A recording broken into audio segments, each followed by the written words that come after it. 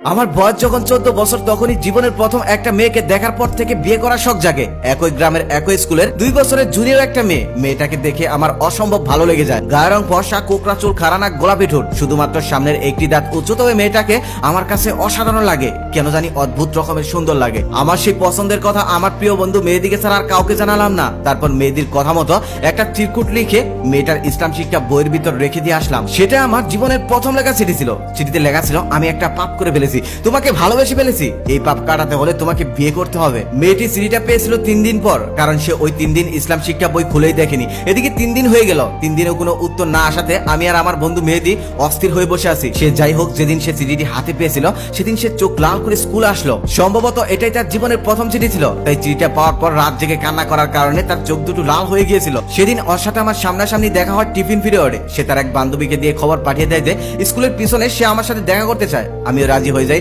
তারপর দৌড়ে চলে যায় স্কুলের পিছনে। মেয়েটা আগের থেকে সেখানে গিয়ে দাঁড়িয়েছিল। আমাকে দেখার সাথে সাথে সে আমাকে বলল, আপনি কি আমাকে ভালোবাসেন? আমি বললাম, বাসি। মেয়েটা তখন বলল, আপনার এই চিঠিটা নিয়ে গিয়ে যদি আমি হেডমাস্টারের কাছে নালিশ করে দেই, জানেন আপনার কি হবে? আমি তখন বললাম, জানবো না কেন, আমাকে পিটাতে পিটাতে একদম স্কুল থেকে মেন রুট পর্যন্ত দিয়ে আসবে। মেয়েটা তখন আবার বলল, তারপরেও ভালোবাসেন? আমি তখন বললাম, শুধু ভালোবাসি না, বিয়েও করতে চাই। মেয়েটা তখন আমাকে বলল, আমার তো বিয়ের বয়স হয়নি, মেয়েদের বিয়ের বয়স হতে 18 বছর লাগে, আর আপনারও বিয়ের বয়স হয়নি, ছেলেদের বিয়ের বয়স হতে 21 বছর লাগে। আমি তখন বললাম, তাহলে আমার যখন 21 হয়, তোমার যখন 18 হয়, আমরা তখনই বিয়ে করব। তখন মেয়েটা একটু আস্তে আস্তে বলল, সত্যি বিয়ে করবেন তো? আমি তখন বললাম, সত্যি বিয়ে করব। তখন মেয়েটা আবার বলল, তাহলে কথা দেন।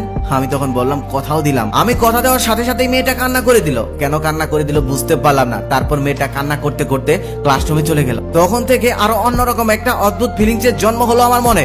ভালোবেসে ফেললাম আমি ওকে। আমার প্রিয় বন্ধু মেহেদিদের পাশের বাড়ি ছিল ওদের বাড়ি, তাই আমার প্রিয় বন্ধু মেহেদিকে দিয়েই চিঠি আদান প্রদান করতে লাগলাম। এভাবেই চিঠি আদান প্রদান করতে করতে আমাদের ভালোবাসা 1 বছর কেটে গেল। 1 বছরের মধ্যে গ্রামের অনেকে আমাদের প্রেম সম্পর্কে জেনেও গেল। দুষ্ট ছেলে মেয়েরা গাছের মধ্যে লাভ এঁকে শাকিল প্লাস নিভা লিখে রাখতো। আমাকে দেখলেই নিভা নিভা বলে ডাকতো, আবার নিভাকে দেখলে শাকিল শাকিল বলে ডাকতো। কিছু বললে আরো বেশি করে বলতো, তাই কিছু বলতাম না। এরপর স্কুলের এক সাংস্কৃতিক অনুষ্ঠানে নিপা নাচলো। সেই নাচের গান ছিল বৃষ্টি পরে টাপুর টুপুর পায়ে দিয়ে সোনার নুপুর।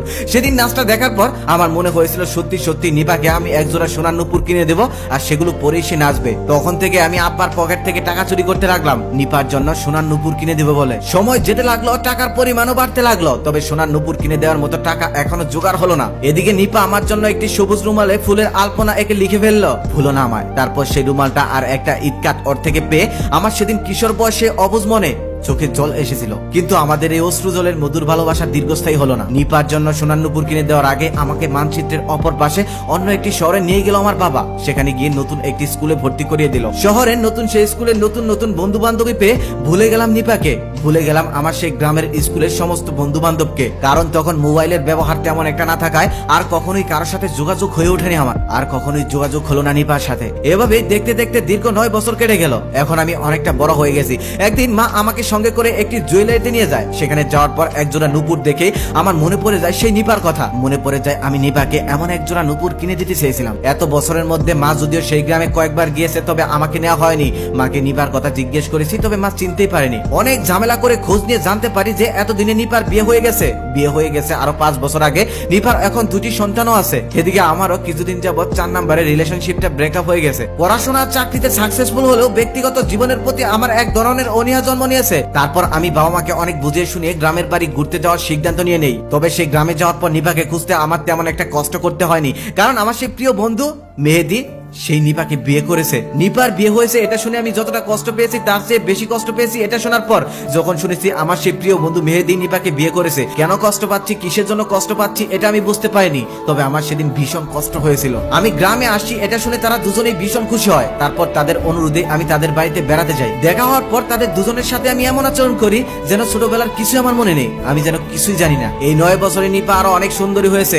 মেহেদিও এখন গ্রামের একজন সুদর্শন যুবক। টাকা পয়সার দিক দিয়ে তাদের তেমন একটা না থাকলেও দেখে মনে হচ্ছে তাদের ছোট্ট ঘরে ভালোবাসার অভাব নেই। তাদের এই ভালোবাসা দেখে আমার ভিতরে ভিতরে কেন যেন হিংসা কাজ করছে। হঠাৎ আমার মনে হলো সেদিন যদি আমার নিপাকে ছেড়ে যেতে না হতো, তাহলে হয়তো মেহেদির জায়গায় আমি থাকতাম। আমারও হয়তো এমন সুন্দর একটা সংসার থাকতো, যেই সংসারে আমি আর নিপা সুখে শান্তিতে বসবাস করতাম। আমি তাদের দুটো ছোট্ট ছোট্ট ছেলে মেয়েদের দিকে অবাক দৃষ্টিতে তাকিয়েছিলাম। গ্রামের এত সুন্দর বাড়িতে উঠোনে তাদের দুটি বাচ্চা কি সুন্দর খেলাধুলা করছিল। নিপা আমাকে দেখার পর প্রথম কিছুক্ষণ অবাক দৃষ্টিতে তাকিয়ে থাকলেও পরে অবশ্য স্বাভাবিক ব্যবহারই করেছে। রাতে খাওয়া দাওয়া শেষ করার পরে গ্রাম ছেড়ে আমি শহরের উদ্দেশ্যে রওনা দেই। ওরা অবশ্য আমাকে থাকার জন্য অনেক বায়না ধরেছিল, তবে আমি থাকিনি। কেমন যেন ভিতরে একটা চাপা কষ্ট আমাকে ওখানে থাকতে দেয়নি। সেদিন হারিকেন হাতে মেহেদি